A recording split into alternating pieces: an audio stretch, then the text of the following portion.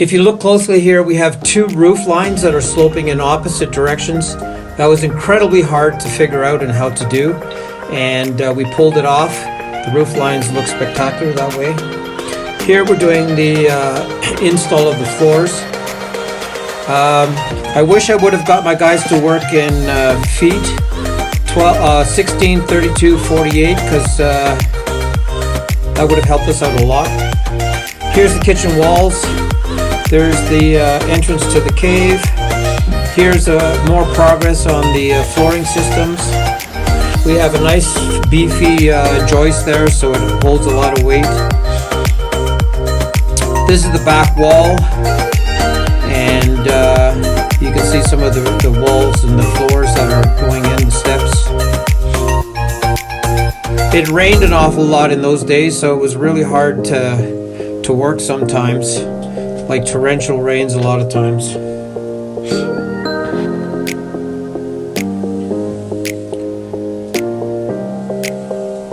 So we have the plumbing built in already. We're getting all the floors. All the floor plates have been put down.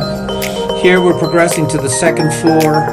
You can see all the studs that are extended. It was impossible for us to build walls on the ground just because the roof lines were so weird and so complicated. Thankfully, we had a paper model that explained everything to us. Without that model, we wouldn't have been able to build this building. So the back walls are getting higher, and the washrooms are all being fitted. They're all being filled in. It's an actually really beautiful design with lots of really nice features. And the nice thing about it is we are building ×5, so each unit is exactly the same except for window placement. Now we're up on the second floor. Here are the windows that are going to have a view into the valley. Now we're starting with the roof lines. Here we're getting closer to finishing all the framing. Very, very complicated roof line. I have to express that. It was like really complicated to do all this. The nice thing is the stonework builds right up to it, which was really cool because it sort of tucks away the metal studs.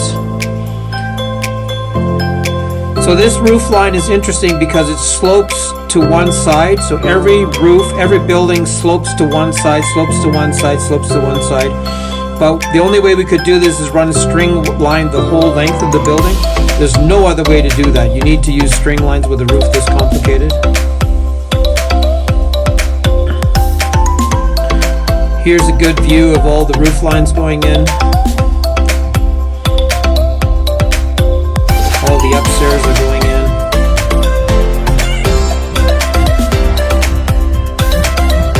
So there's the window placement. This is the end unit, unit number 5. The joist needs to be longer for that unit. Look at the shadow lines on this building, how beautiful those shadows are on this. Here we're putting the cement board up on the back to protect the building. Huge windows. Unit 5 has like 3 huge windows on it.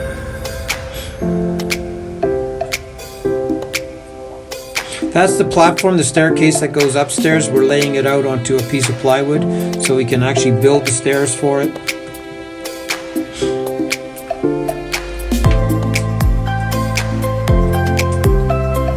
Here we're doing on top of the kitchen, which was the only irregular shape that we had. So we still had to deal with these double sloping roofs even on the kitchen, even though the roof lines, the walls coming up from the basement, from the kitchen, didn't line up to the other ones. Here we're getting plywood ready to screw down on the floors, priming both sides. There's a staircase going down. This is the view that goes down to each unit with these massive, huge doors that look outside. There you can see the slope from one side to the other. So here the guys are running cables everywhere, getting plugs and switches and everything set up. Here's a staircase going down. The nice thing about this, we can actually insulate this even though we're close to the equator. It's incredibly cold in the morning here. Here the guys have reinforced the ceilings with tracks. So it's going to make it a lot easier to drywall and insulate. Here's the windows. So here's what it looks like from underneath. So those are the staircases that go up to the top room. These are the floor joists again.